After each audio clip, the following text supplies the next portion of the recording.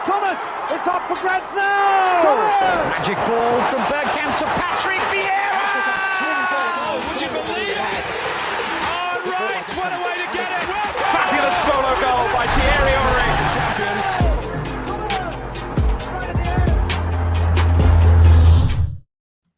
Good afternoon and welcome to the Arsenal Lounge. It's good to be back, and this is the curtain raiser, shall we say, for the new season that starts on Friday. And I've missed these guys. I say these guys. Mo hasn't even turned up yet, but He's coming. He's coming. But in the meantime, we got Tom from Going to Talk TV as usual on our Monday show. How you doing, Tom? Yeah, good. Glad the new season's upon us. Glad we can get that underway and answer some questions, hopefully. There's plenty of questions I think we've got, so it'll be good to see if we've got if we answer them in the opening stages. Yeah. Well, there's loads of questions to be asked. I mean, there's been a lot of positives. I mean, we don't want to go into it just quite yet, but I mean, how's your summer been so far, mate? You're busy, so mad busy. No, I've not had a holiday as of yet. A holiday's in September, so it's just been straight through working pretty much every single day and getting stuff done. Speaking of people taking holidays, Hey, and there he is.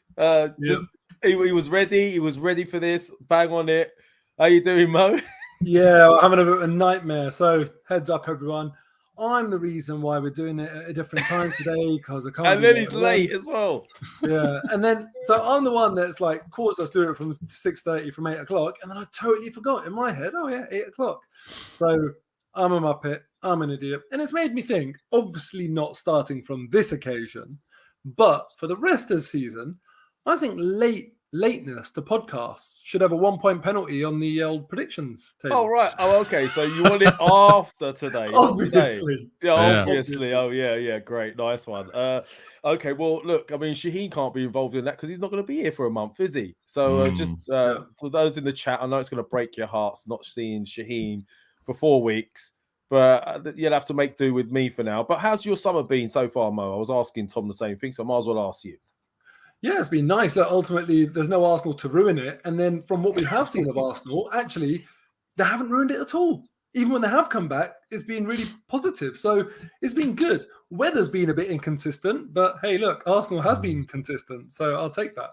Well, there you go. And just like the Arsenal shirts, the weather map was red. But anyway, we'll discuss that another time. So look, what I wanted to do first, it's been a little while, obviously, since we've spoken. I missed you guys. So I wanted to sort of get a gist of how you feel the pre-season's gone so far, because I will say this, my criticism of Arsenal regarding pre-seasons over the years is we never seem quite ready every time the season starts.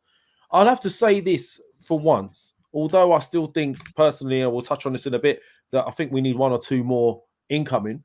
I do feel for once that this team actually looks at it, and our team looks actually ready for the season so far. The team we have. So, Tom, I mean, first I'll come to you. How do you feel the pre-season's gone so far? Yeah, it couldn't have gone any better. To be honest, it's everything you want from a pre-season. It is always going to go with the caveat that it is just pre-season. It only matters what happens on Friday, but we've built up some momentum. And particularly we've talked about the players being integrated. You can't, on one hand, moan that Arsenal don't do business enough, like early enough in the window, and then start saying that pre-season isn't important, because the whole point of doing business early is to use pre-season to integrate the players that you sign early in the window. So we need to make sure that we give pre-season the respect it deserves and what it needs, because if we don't have it, it can have an impact on the start of your campaign. So you bring in Jesus, you bring in Zinchenko, and you've got them integrated into the team. Jesus has hit the ground running brilliantly. We've brought players back into the fold. We've got a clear starting lineup. I think for that game against Palace, there's no real questions about who's going to start in those games. The team that started against Chelsea and started against Sevilla is probably going to start, against Crystal Palace. And we've got 5 very winnable games to open the campaign as well. And, if we can get a win at Selhurst Park, that'd be a huge boost to go into the rest of them. No, I tend to agree with you in certain aspects, especially when it comes to Jesus. I feel the sort of Sanchez energy he brings that we've been lacking for a number of years. Mo, how have you been feeling about the pre-season so far, mate? Well, let's go back to, like, let's say the Orlando game. I thought, first half, I feel very different now than what I did at half-time in that Orlando game. By full-time, I thought, oh, God, what this is telling me is our first 11 versus our sort of second 11 or our reserve players. There's a bit of a disparity there. Then in the Chelsea game, and I thought, oh, bloody hell, we forget anything else. Just what I saw of our football, I thought, bloody hell, that was good. Yes, friendly, and yeah, Chelsea went at it, blah, whatever. But we played some really good football. And now that compounded with Sevilla, I'm starting to think like, bloody hell, actually, I'm excited. I really am excited. And Arsenal have caused that excitement. I wasn't excited earlier on in the pre-season, but I certainly am now. So Arsenal have almost created this situation now where we're going into that Palace game expecting something good. We're expecting dangerous, isn't it? It kind of is. It kind of is because they are completely different. They are completely different. And I'll tell you one thing, right? In the preseason games, we battered Chelsea 4-0 and then we demolished Sevilla 6-0, right? I actually think, when you go and win by a scoreline like that, 4-0, 6-0, and you look at it and you think, well, not even competitive, I often try and think to myself, look, is this because of how good we were or how bad the other team were? And I don't know if you guys will agree with this, but actually, I think the 4-0 win against Chelsea was a lot more impressive than the 6-0 against Sevilla. Agreed. Because when I look at that and how that game started, how Chelsea put themselves about, you could see in Tuchel, Jorginho before the game said, there's no friendly when it comes to Arsenal. The players were saying all the right things, and it was, it felt serious. It felt intense. The pace at which that game was played felt like Chelsea were there to, let themselves be known. Versus Sevilla, where I felt like they put up no opposition and we were 4-0 up in a flash. It was a Chelsea game where I felt like our football that we played was in the face of actually a real attempt to disrupt it, and we overcame, where we came up against real physicality and we just dealt with it. That's actually the game that got me excited. But this game, bolting onto that, is what sort of cemented it. And yeah, I cannot wait till Friday. Oh God, as I said, it's the hope that kills you sometimes with this club. But I'm excited too, not going to lie. Tom, who are the standout players for you so far in this pre-season? Well, besides Jesus is obviously the obvious candidate. That is the obvious one. I think there's been some really, really strong performances from William Saliba. I think he's been absolutely brilliant. He's not conceded a goal in 282 minutes. Well, I mean, he's just composed, isn't he? Like, he's fast, he's quick. I love how quickly he gets back and recovers because, the way in which Arsenal play, you can get caught on the break quite often. You can see long balls played in behind to try and catch Arsenal, and his pace just means that we don't necessarily have to be as worried as we usually do. So he's been very impressive. Savilla Conga's got himself a fair few goals and assists in pre-season as well, and I think actually maybe has slid under the radar a little bit to the amount of goal contributions he's got because he's played in a slightly more advanced central midfield 8 position. If that turns out to be a role that he plays more at Arsenal, well, if he's going to score and get as many assists as he has done during this pre-season campaign, that bodes very well indeed. The other players, of course, I've liked what I've seen of Zinchenko so far in just a couple of appearances that we've seen. I think he's added a lot. I think Tierney is going to find it very, very difficult to displace Zinchenko from that left-back spot this season, depending on where, of course, Zinchenko ends up playing. Maybe he goes into midfield. We don't know, but I think he's looked really, really good. Saka, of course, has got plenty of goals and assists. Eddie Nketiah has got on the score sheet a number of times as well. What I would say about him, though, is that it's night and day with Eddie Nketiah when Jesus is and isn't on the field. When Jesus isn't there, Nketiah looks a little bit concerning. But when Jesus is there, Nketiah just comes alive and is a completely different player. If he can apply that same, energy and quality when Jesus isn't there, I might not be as concerned about when Jesus isn't around on the field, but that is certainly something to be looked at. I think also Xhaka has had a very good pre-season. I think he's looked very solid. That's one, Tom. I'm glad you said it because not a lot of people have. And actually, do you know what? Last season wasn't a bad season for him.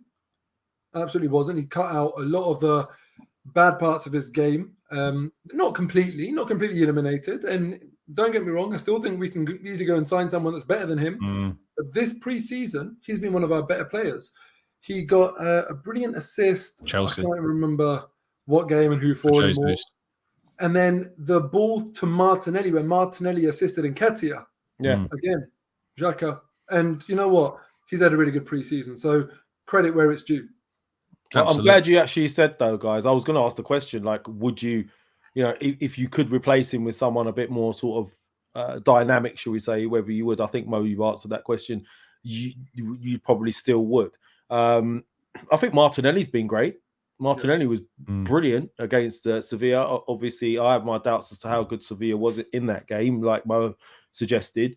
I do want to ask to get into this Zinchenko thing, because I think he's a good signing. We were complaining that we don't have strength in depth, and I really do think he's a good signing. But if Tierney's fully fit,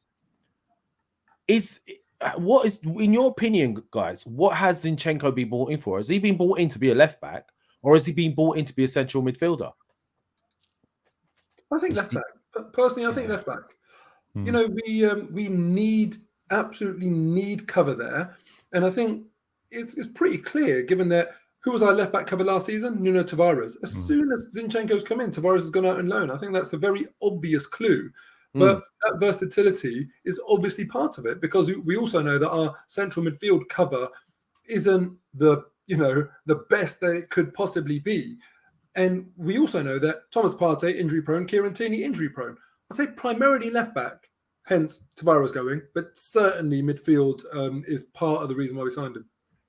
Okay, Tom, do you agree with that? Yeah, I do. I think he will be used mainly as a left back. You know, there's a lot of talk about how, I think there was all these reports about how he doesn't necessarily want to just be used as a left back. He likes playing in midfield. But, you know, in those interviews he did when he arrived, all he said was, I'll play wherever the manager wants me to play. And that's what you want from a player, is that he's not, I don't necessarily like using the word cover at left back. I think he's a competitor, you know, at left back. I'm fed up of backups at Arsenal. You know, I want to see players come in that we've got two really good options in every position. And I think Zinchenko does that. I think perhaps left back went under a little bit of the radar about how important it may end up being to have invested in this summer. And Zinchenko adds not only quality and versatility, but leadership and character. I think his personality is great. You know, I think that kind of person in the team, another Premier League, multi-Premier League winner for us, another Premier League proven player, is really important. So, yeah, definitely a big plus for the team. Well, can I just add as well, I mentioned in previous shows that I felt that if Saliba came back, he'd be a starting centre-back, right? Now that you guys have seen him performing, do you think that's the case? Go on, mate. Well, he's certainly good enough, but as a manager, it's not... I mean, look, you can view it this simplistically, but it's not necessarily all about just playing the best players all the time. You have to work in partnerships, and I don't think we've seen enough of Saliba with Gabriel, Saliba with White, to know whether that constitutes a better partnership than Gabriel and White. Just because you can pick two really good central defenders doesn't mean they're going to complement each other. You need one to be more assertive, more aggressive, the other one to be a bit more reasoned and kind of like tucking behind at times to bail them out. You also need one that's potentially left-footed, right-footed. You also need one potentially that's a better ball carrier versus a ball passer. There's various things that you need to consider here, and you have to understand how they can adjust to each other's games. And also there's something to be said about the fact that overall, I'd say Arsenal fans were generally happy with Gabriel and White last season. You might have an idea of who shades it for you, but all in all, I think their levels were good enough. So have they done enough to be dropped? Because that, to me, is another thing that the manager has to do. I expect by the end of the season, Saliba will be perhaps our first choice centre-back. But I think maybe he needs to go through the motions of earning that place rather than it just being given to him. I think the hand might be forced a little bit, though. With Tomiyasu injured at the moment, I think he'll go for White out right back.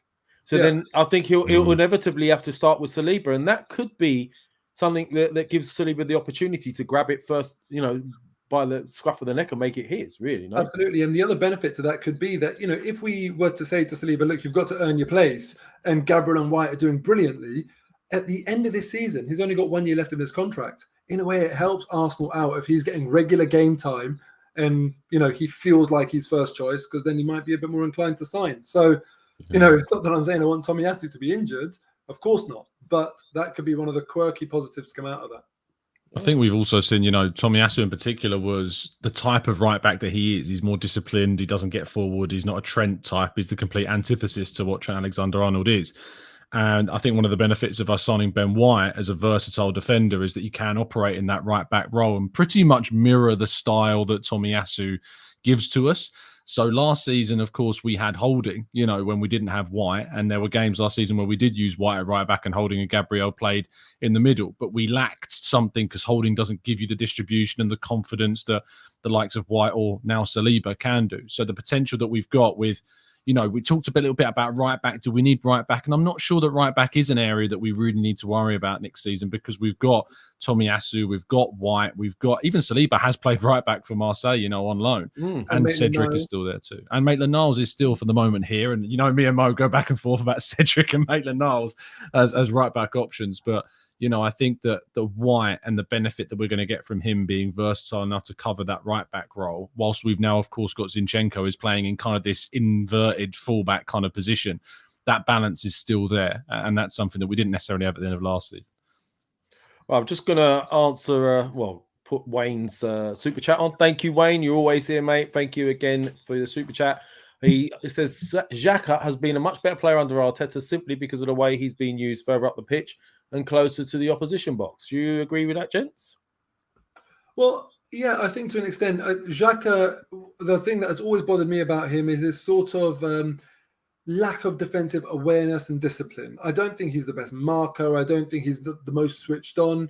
When he actually has to play out of position left back, I feel like that focuses his mind so much. He's actually always fully concentrated, and I think he's done fairly well when he had to fill in there. But that's what you get when you're playing out of position a little bit. You're almost like paranoid about making a mistake, and that paranoid aids concentration. It's when he's comfortable in centre mid, playing close to his own box, that I feel like sometimes those frailties come out. So perhaps, yeah, it's a good theory as to why he might have been performing a little bit better with Arteta. No, I just thought sorry, Tom. Sorry, I just thought I'd mention to everyone in the chat who keeps asking where Shaheen is. Like, Shaheen is away for a month. He's gone back to Iran. Whether he makes it back or not, I don't know, but he is out there right now. So you'll have to make do with myself for the next few weeks. So apologies for that. Sorry to cut you off, Tom. Were you saying something? Or... No, it's just that, Shaheen called the window a 5 out of 10 so far and then ran away. That's that's what he did. So I don't think he did that. I mean, look, the first prediction's actually today, isn't it, for the Palace game? So, has he given you the prediction? No, he hasn't. So I'm going to have to text him on that. But moving on a little bit, as we're still on the subject of sort of, the players that have done well and the players that have come in, we're also, I'm under this impression right now that although we've made some good signings, I gave it a 6.5 at the time, Tom, just to let you know. And the reason I did, it was. The only reason I did that is because I still feel we are one injury away from having problems in that central midfield with Thomas Partey. And the other thing for me was I still have reservations, it sounds like you do as well, in regards to Eddie Nketiah, in the sense of if, for God forbid, Jesus gets a knock, then we've got only Eddie to fall back on. And that, but they'll be looking at wingers. I read one of your articles today, Football London, great article, suggesting that, it's dependent on a few things. Players going out. We know that Leno's going potentially. Tavares has gone on loan. Torreira looks like he's going. We're waiting to see what's going on with Balogun. I think it was Nkunku's gone as well. I think he's gone on loan. Yeah. Now we've got the situation with Pepe. Ainsley Maitland-Niles Torreira's salary wages at the moment is totaling what, 6.6 mil? You said, right? Is that right? Yeah, so Maitland-Niles and Torreira would, 6.6 mil for a season between. And that you were suggesting that that's what's holding up any other potential moves at the moment, right? Yeah. So the idea was that, so the piece was around the theory that should Arsenal really risk not, trying to move on £6.6 million worth of wages as a blockade to stop us from going for Tielemans now, when common sense, in my view, is minded for me to say, no, don't let that be a blockade. Go and get Tielemans. If it's a case of, Torreira, who looks to be going from the sounds of things anyway, from the news that's dropping in the last couple of hours or so to Galatasaray, and we actually, we'll end up getting a fee. It was the idea that I don't even care if £6.6 million worth of wages sits on the sidelines for a season if it means that we can get Tielemans in. I don't see the benefit or the excuse to not do that, because it's a quality player that adds a lot to the midfield. So it bothers me that we haven't. But the only other argument to why we haven't necessarily is because Leicester's asking price is significantly higher than maybe we're led to believe that it is. Mo, I'd like to ask you about that as well. How you feel about those areas needing, whether they need addressing in your opinion, and also just to throw in the mix. I've also heard Bellerin, Edu's going to meet with the powers that be to suggest that we terminate his contract and just let him go. Wow. I mean, crazy, absolutely crazy. When you consider, Tom and I were just talking about our right-back options, and I reminded him of Mason Maitland-Niles. Even I forgot about Bellerin, for God's sake. It's crazy. When you think about, he was a part of the Cesc Fabregas transfer when Fabregas went to Barcelona. And when we got him, and remember short-hair Bellerin, when he broke into the team as an 18-year-old, we felt, all Arsenal fans felt like that's our right-back sorted for the next 10 years, 10, 15 years. Like, he was so young. And we just thought he'll be one of the best right-backs in Europe. To think that same person now is now going to be potentially released just for free, no value, is crazy. And I mean, surely we can get something from him. He did well at Betis last year. So I don't understand why after a decent loan spell, we can't attract any fee for him. I think I would rather keep him in the squad, keep him in the team. He's actually a player that I'm proud to have at Arsenal Football Club in terms of what he does off the pitch, and to some people that doesn't matter, but I really like the guy. I'd rather have him as part of our team. And I'm sure that when he does play, he'll give it his all. I don't feel like he's a bad professional. So that's sort of like one area. The other one is when you look at Torreira going as well. I'm glad we're getting something for him, but it's a much needed outgoing. There's rumours now as well that Fulham have agreed a deal for Bernd Leno. When we're talking about areas of the pitch where we don't have enough cover, and you're talking about midfield, where actually we've got Partey, Xhaka, Zinchenko, Elneny, Maitland-Niles, Lokonga. At least we've got some options, whether you think the right level or not. But in that goalkeeper position, Matt Turner. That's Carl Hines' third choice. He's the third one. And Runeson's still there, isn't he? Oh, Runeson, yeah, you forget about him. I choose to forget about him, Tom. You can imagine if we get an injury to Ramsdale, it will be panic stations. That's a good what I would say though to that is that when you look across the league, Liverpool played City in the Community Shield. Adrian is their backup, and he was pretty poor. It's very difficult to have a good number 2 goalkeeper. Like it's difficult to find that. I think Man United have got a decent option in Tom Heaton. Dean Henderson's of course gone on loan because he needed minutes. Manchester City have got a couple of. They brought someone in this summer, I think, didn't they? And they've added someone to their team. Stefan's gone on loan to Middlesbrough, so they brought someone in, I think, for the season. I think Chelsea are bringing in that guy from the US because Kepa could be going out to somewhere, I think, in Italy potentially. It's Kepa is the best obvious choice as a backup, but he cost Chelsea £75 million. That's insane when you think. Whilst Matt Turner is, you'd look at him and say, I've got questions, but I'd point to pretty much 99% of the goalkeepers who are second choice in the Premier League and say, I've got questions about them as well. But what I would say though is the fee that we're getting from Fulham, rumored to be about £8 million or something? Is that worth taking the risk of having Matt Turner in goal for a prolonged period of the season? I think that Leno didn't really, it's difficult, isn't it? Because you're saying that we basically tell Leno you're not going anywhere.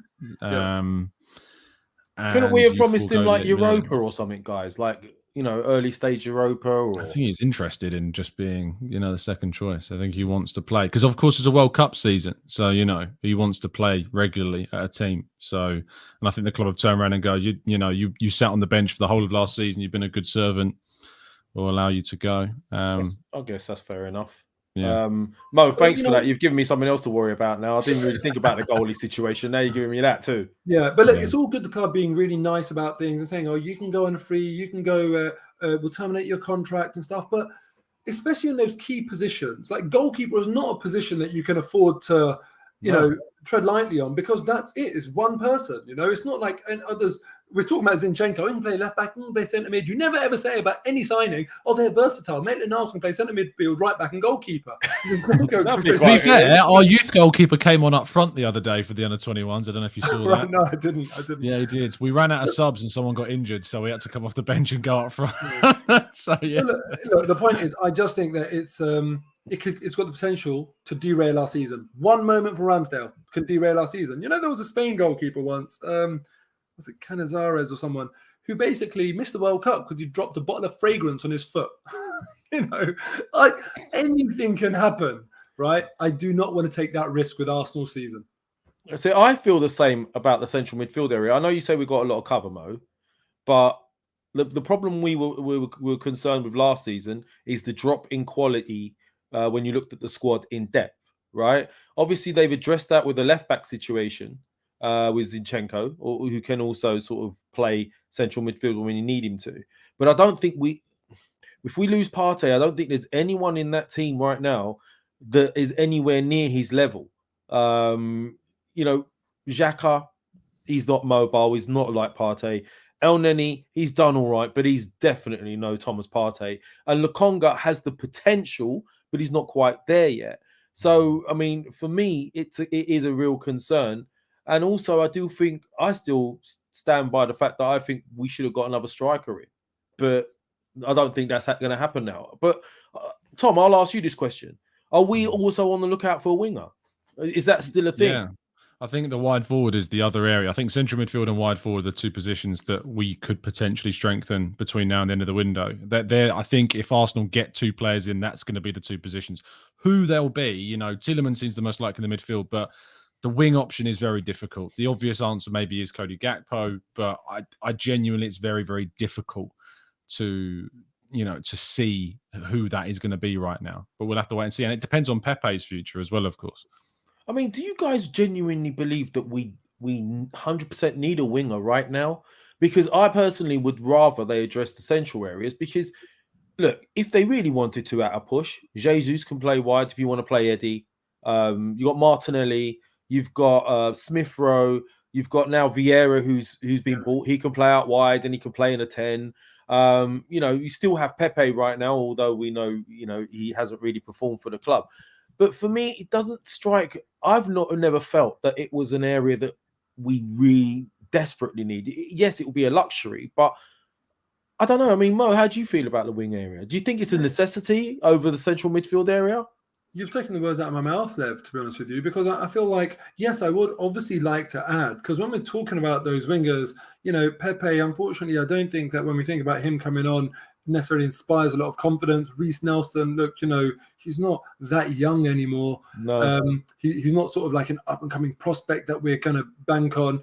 Vieira and Emil Smith are absolutely at the level, yes, but given the amount of games that we're going to play next season, probably 50 plus if we ever, you know, if we get to the latter rounds of the Europa and don't capitulate in the domestic cup competitions, we are going to need a big squad. And on top of that, there'll be injuries. I do want to see a wide forward come in, but that's not my priority. As you've said, there's plenty of options there.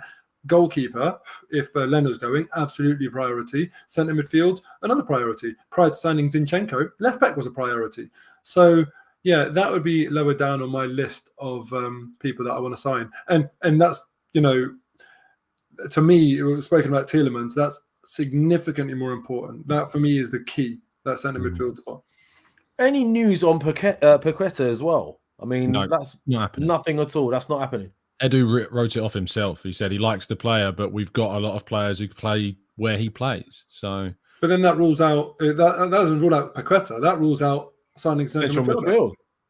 No, because Paqueta is an attacking midfielder. He plays more off of the striker than as a number 8. He can play as an 8, but you're not going to get any kind of defensive.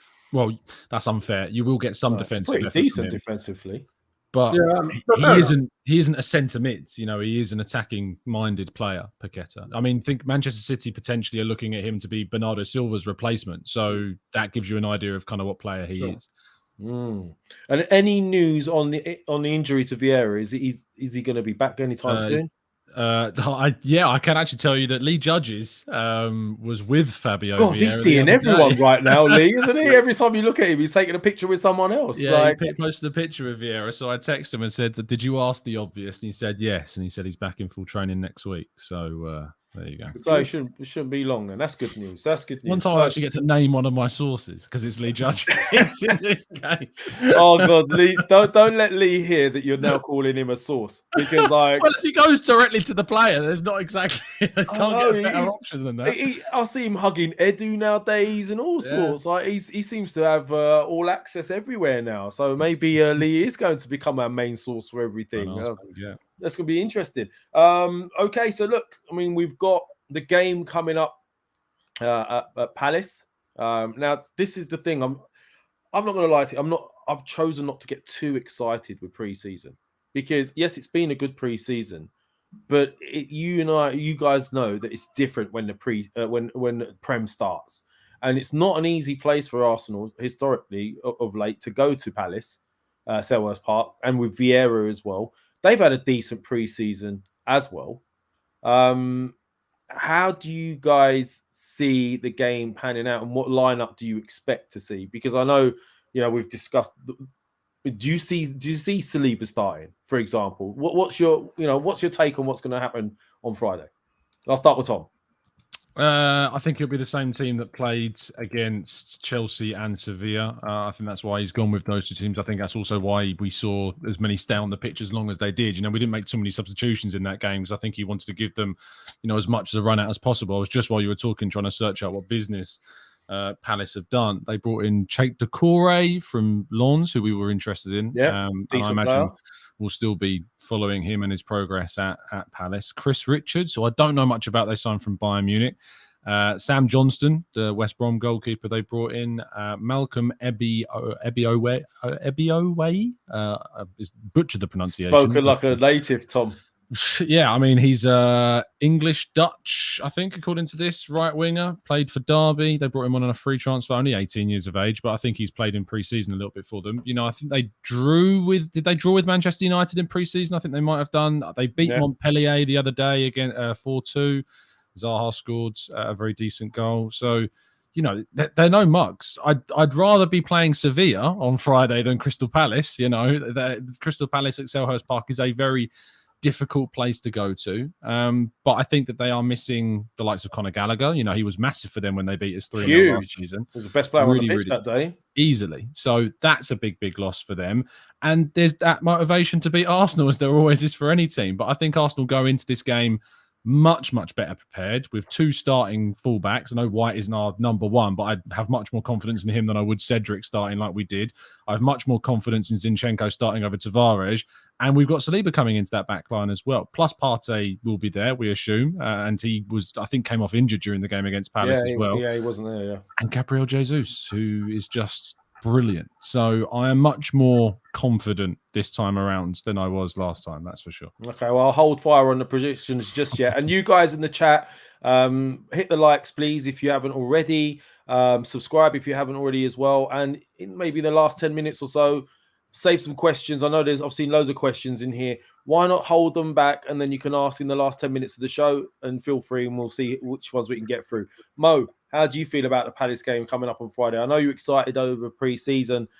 Is there anything in you that gives you sort of like a slight nerves and thinking, you could be knocked off your perch all of a sudden on Friday? Yeah, of course, man. I think if you don't feel like that to a little extent, you haven't been watching Arsenal for long enough. We always know we've got that in our locker to just self-destruct a little bit. And the reality is, even if we are 2-0 up with 10 minutes to go, I'll still be nervous because Arsenal have just got that in their locker.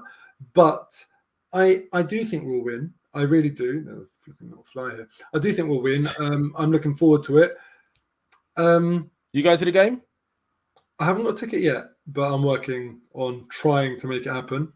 Okay. If only I knew someone that was like a journalist or something that could maybe pull some strings. But I can't get you in the press box.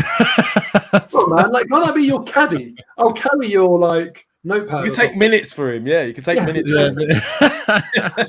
But listen. So I'm really looking forward to it, and also because it's an opportunity to for Arsenal to sort of stick two fingers up to Sky, or I actually don't know if it's on Sky or BT. I imagine it's Sky, but this is not a conspiracy that I'm talking about here. It's just like, I think they would admit it to you. The broadcasters would admit to you that when they look at the fixtures and they get to pick what fixture they want as a Premier League opener, they want a bit of shock factor. They want a story.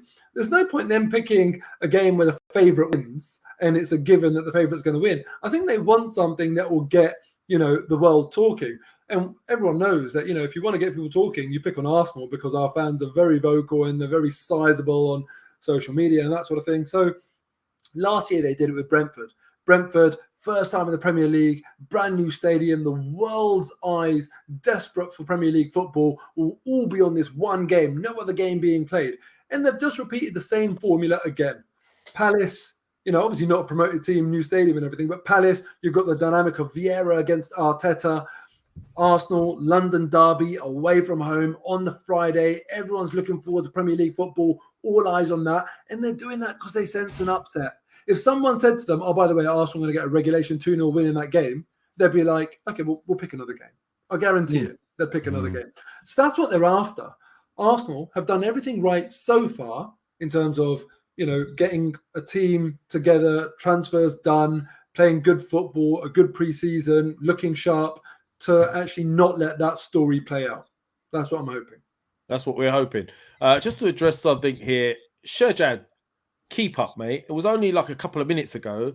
I said, in the last 10 minutes, you get to put the questions in the chat box and we will get through as many as we can. And then literally a minute later, you ask if we're going to be reading the chat box. All right, so I hope that answers your question. So sassy. You can tell why you've taken over from Shaheen with the sassy. At least I'm smiling and I'm positive. There you go. Actually, there is something I do want to discuss. Mo, I hope you don't mind. Obviously, I don't know if you guys in the chat box as well, Tom. I don't know if you watched Mo's. I've watched it. Yeah. I want to discuss this because Mo, obviously, you was buzzing after that game. Sevilla, right? Sevilla game, and I could see in the passion in the chat and the video you was filming, and then there's a few people that mentioned it in the chat. That's why I thought I'd bring it up. So halfway through your video, you're sort of accosted by a steward who decides he's going to prod you in the back and ask you to stop and whatever, and he starts getting a bit aggressive with you, mate. I've got to say, I was quite appalled by that. I mean, how are you feeling about it since? I mean, I don't know if anyone in the chat's seen it. Yeah, I mean, it's just really, really annoying. And, basically what happened, long and short of it, you can go and watch my post-match reaction on my YouTube channel if you want to see kind of how it unfolded. But the long and short of it is that I'm doing my match reaction. And the thing is, when I want to do my match reaction, I want to do it in the stadium. That's the scene of the whole conversation, right? So you want to do it there. But the problem is when loads of people are trying to leave the stadium, it's, you're going to be getting in people's way who are trying to squeeze past you. There's stuff going on, the tannoy music being played. You have to wait a while for it to be the right time to do it. So what I try and do and try and find that balance. In fact, actually, I went inside first. Then they started playing music and loads of fans came out. So on the concourse, it was too loud. So I actually went back outside. Loads of other fans were out there. It was fine. And I started doing my recording. And I saw out the corner of my eye, a woman steward come up to me in the distance and say, "You've got to go." And I just kind of said, "All right, just 1 second." I didn't want to ignore her, just acknowledge her. Just 1 second. I thought I'd just finish off my point and then I'd go elsewhere and do the rest of the video. In that time, they obviously got a little bit impatient. And this guy then thought he'll come and take over. And what he did, he walked over.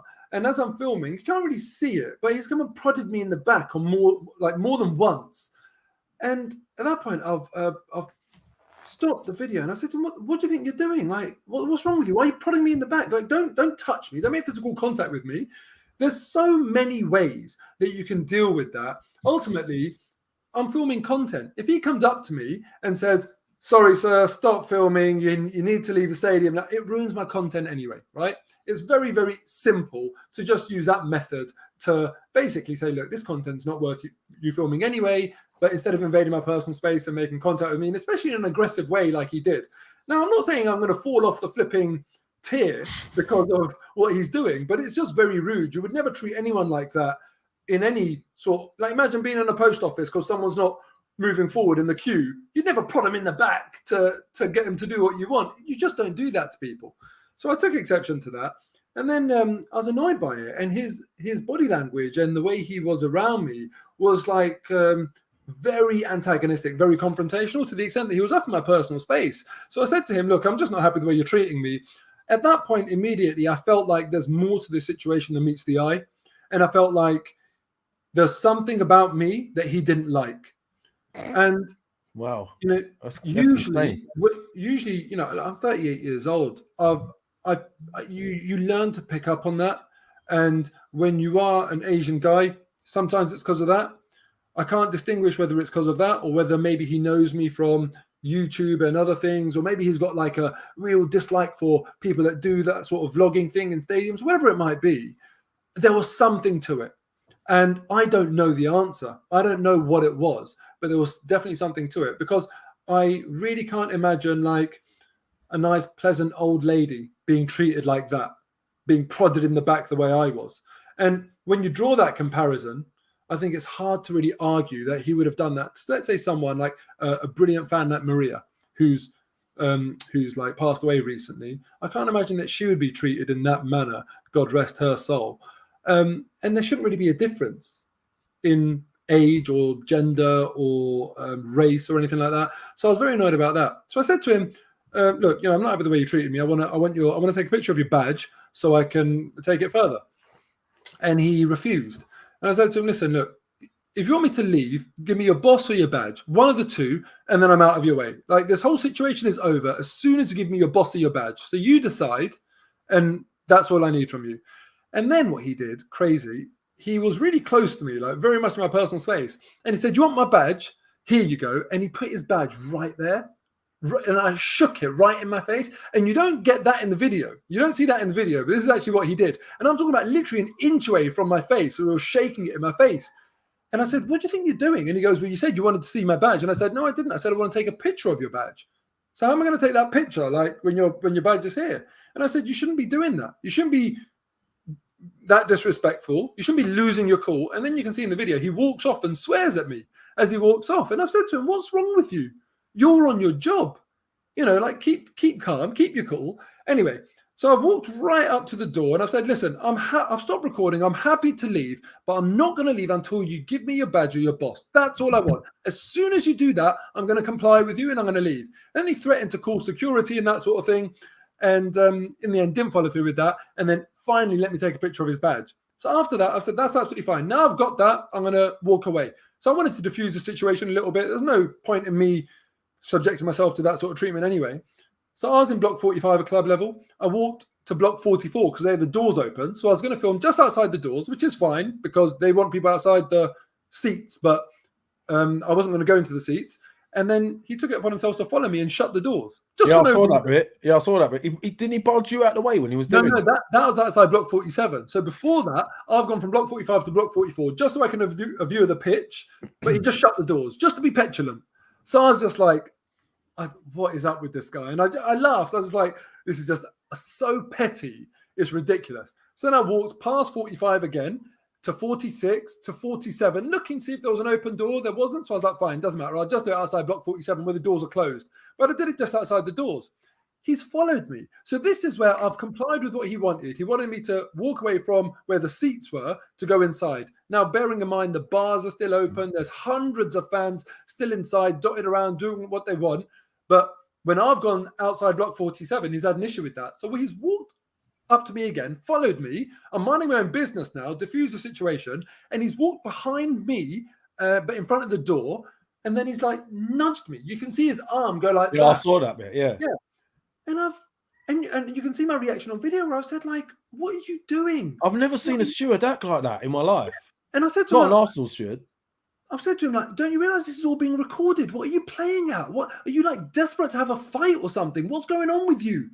And eventually, another steward came up to me and said, what's the problem? I said, look, can I have the supervisor? He said, why do you want the supervisor?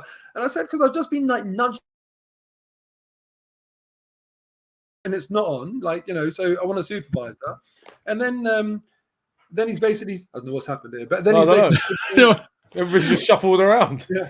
And then as he's talking to me, thankfully, another fan basically said, look, I saw what happened. It's unacceptable. You know, I don't know why he's sort of being victimized like that. And at that point, I felt like that other fan sticking up for me gave me the vindication that other steward needed to believe me. So then he's gone and called his supervisor. And the supervisor and this other guy that came with the supervisor were brilliant. They were absolutely sound. Did they give you a reason? Did they apologise to you? I mean, yeah, they did profusely. They really did. And I said to them, "It's not for you to apologise. It's this other guy." But that was it. And like, you know, so then they took it further. They did say to him they're going to have a word with him, and I need to decide whether I take it further with the club because I don't want to impact this guy's livelihood. But the fact of the matter is, because I don't know why I was mistreated, I feel like I should do something about it because I don't want someone else. I wasn't aware until you told me after that when he first approached you that he was prodding you in the back. Because for me, that's a terrible way to approach someone. You're going into their personal space and you're being physical with them, and that's antagonizing you as well, straight off the bat. And then the funny thing was, he comes and does it, and then complains that you've got him on camera and he wants you to stop filming him. And then it was just, I've never seen anything like it. I like to hear what the guys think in the chat, but I mean, look, his name was what? Philip, did you say? Yeah, or Philip. He's definitely a Phil, isn't he? Let's be honest. He's not a Philip. He's a Phil. Yeah. But I think you should complain, mate. Personally, if he's manhandled you, then I understand you're a nice guy and you don't want to sort of impact his livelihood. But that was on him. You know, you're a paying customer. Because I don't know why he treated me the way he did. Right. Either way, it's like a form of discrimination if it's to do with what I look like, or it's a bit of discrimination based on what I'm doing, the fact that I'm vlogging. Now, one of those is like, you know, a very minor form of discrimination against vloggers. Who gives a crap? But the other one is more serious. Yeah. And if he said to me, I'm sick of you vloggers, I would have been like, oh, right, okay, not a big deal. But because I don't know what the cause of his reasoning was to treat me that way, on that basis, I feel like, actually, do you know what? I don't want to take the risk. Maybe I do need to do something about it. And he might do it to somebody else. You just never know, man. Yeah? Exactly, yeah. All right, well, look, I mean, Tom, you saw it. I don't want to. You don't really need to go into it too much. But I mean, look, I hear your thoughts on it. I've been told in the ground to stop filming. You know, I remember I did a vlog.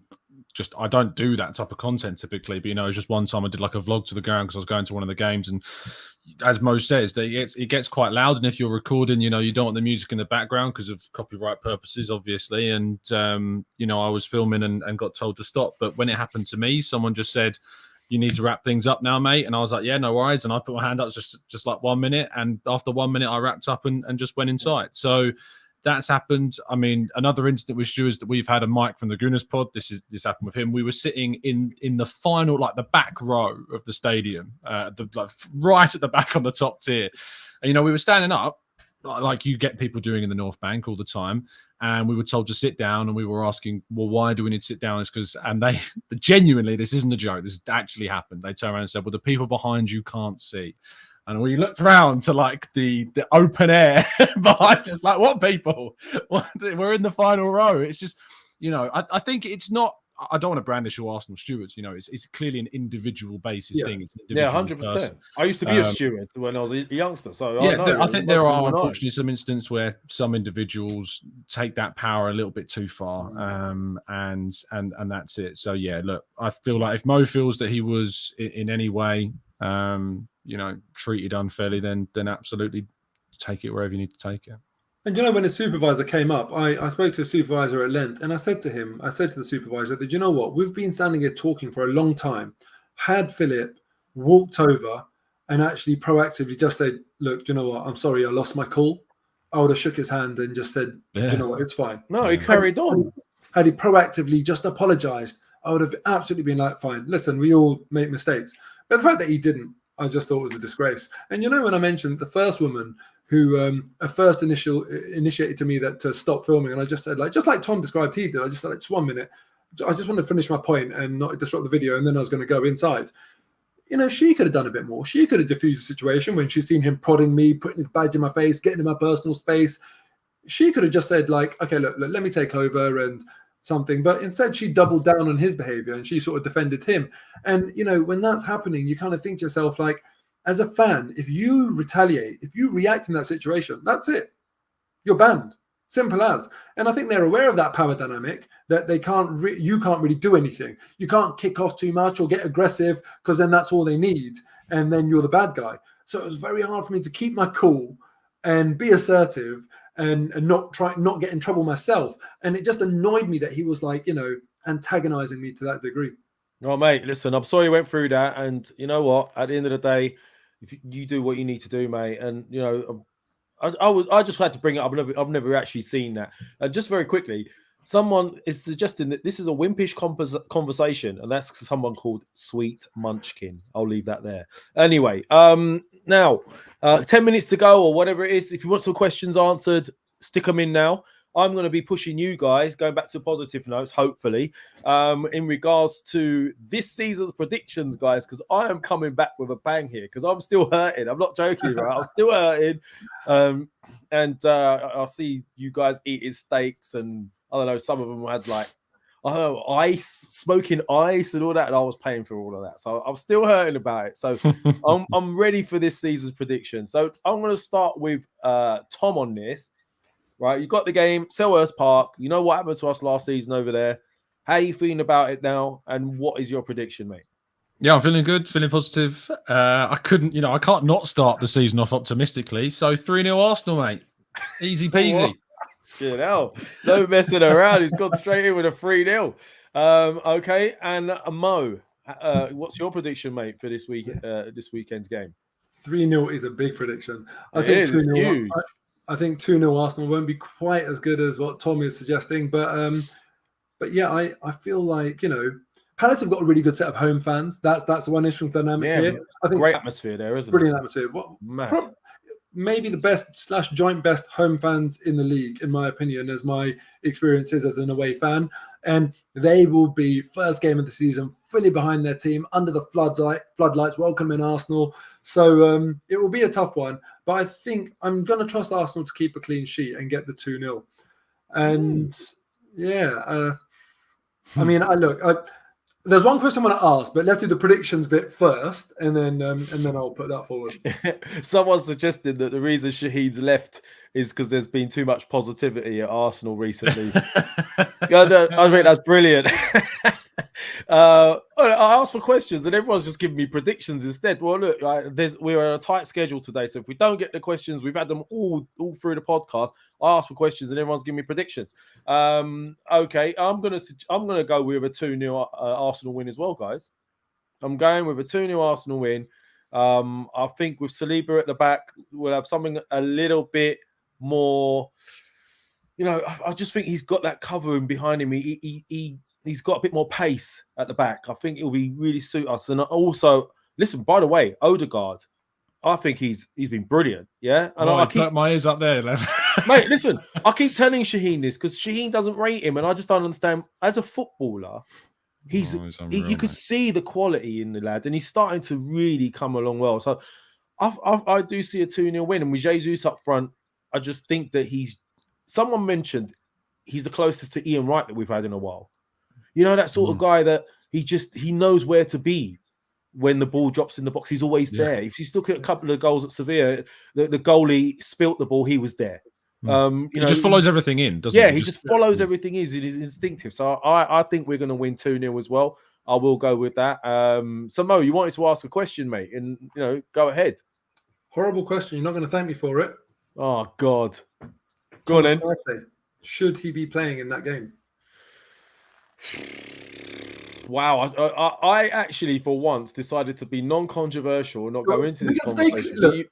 We can stay clear of it if you want. No. Listen, I mean, I'm not one to shirk something like that. And personally, myself, the thing is, I'm a firm believer in innocent till proven guilty. Right?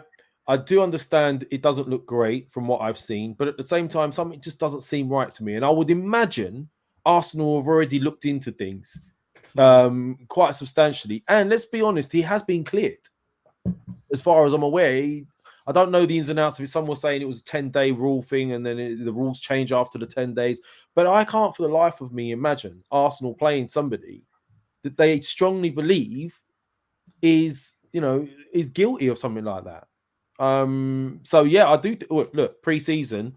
clearly shows they have him in their plan. So yeah, he's going to start. Tom, how do you feel about it, mate? I don't really want to talk about it, to be honest. It's just, as I said, there's stuff going on and we don't know all the facts. So yeah, I'm not going to set myself on a stool for something I don't know all the information about, to be honest. No, I've kind of took that stance. I genuinely think someone's innocent till proven guilty, and just leave it, and it will all come out in the wash. Mo, what are your thoughts? Well, I mean, like, it's really, really hard, but I don't know the answer. None of us are skilled in this area, and obviously none of us know what has happened or what hasn't happened. It's just it's complete a black hole for us. And also, he was arrested on suspicion of rape, as far as I understand, which shows a level of ambiguity. Yeah, which just adds to confusion. But I have to admit, my question is, if he was a cleaner at the club, if he was the guy walking into the first team dressing room after the game and mopping the floor, and this was him, will the club be saying to him, no, it's fine, come in as usual? Or will the club be saying to him, actually, look, we're just going to place you on sort of paid leave, whatever it might be, and once we have a resolution to this, then come back in, or we'll have to take action. And it's that I'm uncomfortable with, that perhaps the club are, prioritizing the pitch, football over something really, really serious. And I don't know the right answer. I can just talk about my gut, and my gut instinct is that I don't feel comfortable with it. I would rather he just sat out until there was absolute clarity on this. I just feel like until we know what's really happened, we just got to give him the benefit of the doubt, I guess. Couple of quick questions. That's a good question. Thoughts on Odegaard as captain? How long do you think he'll be captain for? We've had such bad luck with captains in the past seasons. Seems cursed. Tom? As long as he's here, to be honest. I mean, the only times we've seen people lose the captaincy is if they've left or if they've breached disciplinary, regulations. And I don't see Odegaard doing that, to be honest. So I imagine he will be the captain until he moves on, whenever that would be. So yeah, you're in for the long haul with Odegaard captain. It's Shane's delighted. Oh, by the way, I did get a phone call just a second ago from Shane. He said 2-1 Palace. So he called you? No, I'm joking. What? That's a piss take. Quick question for you, Mo. Why get Tielemans, asked Zaki Hassan, when potentially Lukonga could be better than in 1 year's time? Because Tielemans definitely is better now. You're saying Lukonga could potentially be better than Tielemans in 1 year's time. And you can take the time, you can take the potential out of it. Tielemans for now, and I feel like this is a very important season for Mikel Arteta, because the players are his. He's spent a lot of money. He's had enough time. There's no excuses now not to go on and deliver. So we have to cement that. We gambled in January. It didn't pay off. We now need to see Arsenal really show some ambition. And I don't think Lukonga is necessarily the guy to lead us to where we want to get to this season. He hopefully will be in a year or two. But, I feel like if we can get Tielemans, 25-year-old with over 100 Premier League appearances for about £25 million, it's a no-brainer to go and do that. Fair enough. Well, look, we've run out of time because I know that you guys have to go. See some weird comments in here. I'm not going to give them the time of day. Anyway, so look, the predictions are 2-0 Arsenal win on Friday from me, 2-0 from Mo. Tom's gone in really ballsy. I don't know what he's drinking over there, but he has gone in ballsy. 3-0 from Tom. I will let you guys know what Shaheen's in. Please hit the likes if you haven't already. Put your notifications on. I will be doing some more shows this week. And also we'll do a review after the game on Friday. So on that note, anything else you guys want to say before we go? Oh, good. Just looking forward to the game on Friday now. So excited. Oh, and massive congratulations to the Lionesses yesterday as well. Massive. Yeah. I mean, go on, Mo. Before Friday, I can't flipping wait for All or Nothing on Thursday. Oh, yes, All or Nothing on Thursday. Yeah. And Tom, one last thing. I may have annoyed Sophie a little bit because I suggested in one of my tweets yesterday that Listen, there's loads of women's sport. I love the boxing. I love the UFC. I mean, there's been some amazing fights over the last year or two. And I suggested I'm not quite as excited about women's football as I am about normal football. And I don't think she liked this. So please apologise on my behalf to her. Just so that you know that. Will do. Wait. Did you say women's football versus normal football? Basically, I said I don't. I mean, that's what you just said. No, what did I say? What did I say? I don't find it. I've given it a go, and I don't find it as exciting as I do other football. I mean, look, I wouldn't watch Championship. I wouldn't watch Sunday League. I wouldn't watch. Do you know what I mean? It's just a preference. But do you know what? Any England fan, right? I'd rather just watch the team that I support. I'd rather watch them win, and that's what the Lionesses did. They did, and I watched it regardless. So also, anyway, Arsenal got 2 captains, not just Leah Williamson, but Rafaela. I don't know, I can't remember her surname, but the Brazil women's captain who led Brazil to Copa America women's glory. So 2 winning captains for their countries coming back to Arsenal. Hopefully that continues through to the men's team and we are successful this season. So look, on that note, we're going to go. It's been the Arsenal Lounge. Excited to be back. See you soon, hopefully with some positivity after a great result at Selhurst Park. We're out of here.